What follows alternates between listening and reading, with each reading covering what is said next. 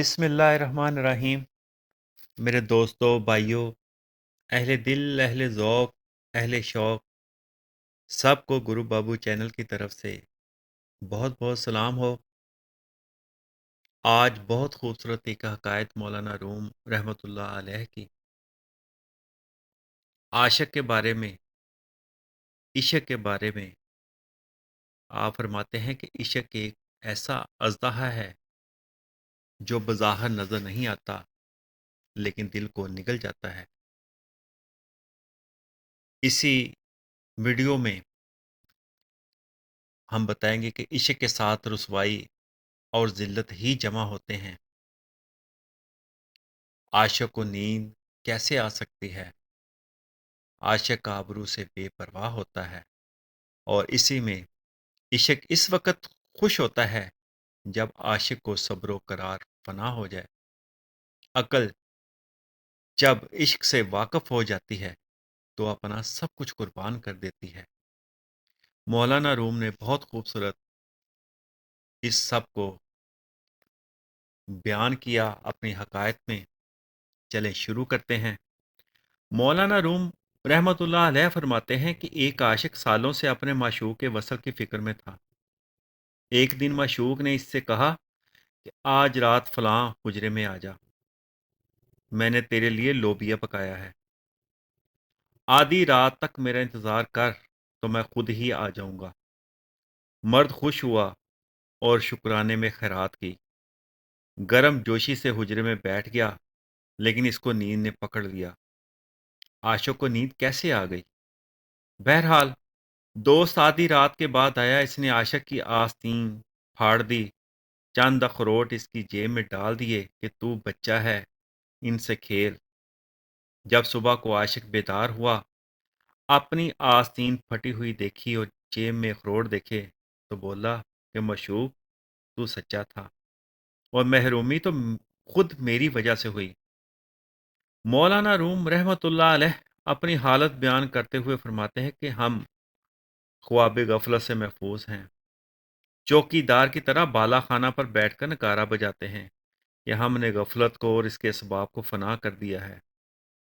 اے ہم پر ملامت کرنے والے، ایسا نہ کر، اس سے تجھے درد سر پیدا ہو جائے گا۔ میں آزما چکا ہوں، جسے وہ ہجر کہتا ہے وہ ہجر ہی نہیں ہے، کیونکہ اس میں میرے لیے لذت ہے۔ راہ عشق میں دیوانگی و شورش کے سوا ہر چیز معشوق سے بیگانگی ہے۔ میں صرف اپنے محبوب کی زلف کی زنجیر کا قیدی بن سکتا ہوں، اس کے علاوہ سب زنجیریں توڑ دوں گا۔ عاشق آبرو سے بے پرواہ ہوتا ہے، عشق کے ساتھ رسوائی اور ذلت ہی جمع ہو سکتی ہے۔ اب ایسا وقت آ گیا ہے کہ مجھے جسمانی صفات سے عریاں ہو کر سراسر جان بن جانا چاہیے۔ فکر اور شرم ہمیشہ وصل سے مانع ہوتی ہے، ان کا پردہ چاک کر دینا چاہیے۔ عشق کا عجیب جادو ہے کہ اس نے نیند کو آنکھوں سے روک دیا ہے۔ عشق اس وقت خوش ہوتا ہے جب عاشق کا صبر و قرار فنا ہو جائے۔ جب تک میں عشق کی آگ میں جل کر فنا نہ ہو جاؤں، محبوب خاموش نہ ہوگا۔ میرا دل ہی اس کا خاندان اور مکان ہے، اگر وہ اس کو پھونکنا چاہتا ہے تو پھونک دے، اس کو پوچھنے والا کون ہے؟ میرا دل جلنے سے جو سوزش اس میں پیدا ہوگی وہی میرا مقصود ہے۔ شمع سوزش ہی سے تو روشنی ہوتی ہے۔ اگر انسان عشق سے خالی ہے تو اسے عاشقوں کو دیکھ کر عبرت حاصل کرنی چاہیے۔ ان کو دیکھ وہ وصل کی خاطر پروانہ وار قربان ہو رہے ہیں۔ دیکھ عاشقوں کی کشتی کس طرح دریا میں ڈوب رہی ہے، جیسے وہ دریا کوئی اژدہا ہو جو سب کچھ نگل رہا ہو۔ عشق ایک ایسا اژدہا ہے جو بظاہر نظر نہیں آتا لیکن دل کو نگل جاتا ہے اور پہاڑ جیسی عقل کو مغلوب کر دیتا ہے۔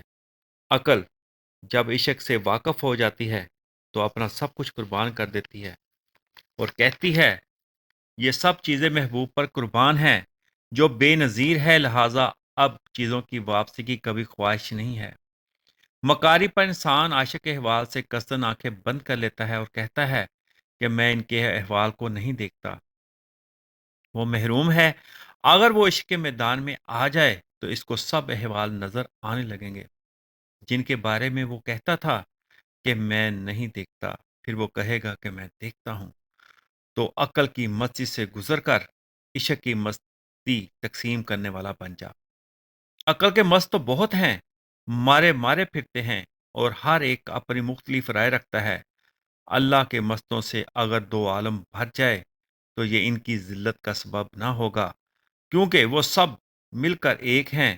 کثرت ذلت کا سبب نہیں ہے، ذلیل تو وہ ہوتا ہے جو تن پر مست ہو۔ چاند کی چاندنی سے سارا عالم بھی پر ہو جائے تو اس میں کوئی کھوٹ نہیں آتا۔ اسی طرح سورج کی روشنی سے سارا عالم منور ہوتا ہے تو اس کی روشنی بے قدر نہیں ہوتی۔ مستی اور سکر دونوں فضیلت والی حالتیں ہیں، لیکن تمہیں اعلیٰ مقام سہو حاصل کرنا چاہیے۔ سکر کا مقام ابرار کا ہے، لیکن سہو کا مقام مقبولین بارگاہ کا ہے۔ جو سالک مقام میں سہو میں ہوتا ہے وہ بھی حق تعالیٰ سے فیض حاصل کرتا ہے اور دوسروں کو پہنچاتا ہے۔ سکر کی حالت حیرت کی ہوتی ہے، جس میں سالک ہر معاملہ میں لا علمی کا اظہار کرتا ہے۔ وہ اس ذات کا متلاشی ہے جسے جانتا ہے۔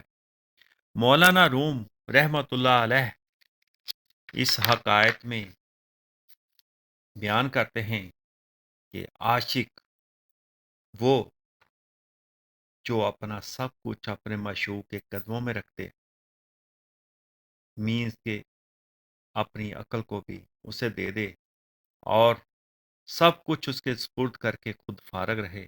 اللہ پاک ہمیں عمل کی توفیق دے۔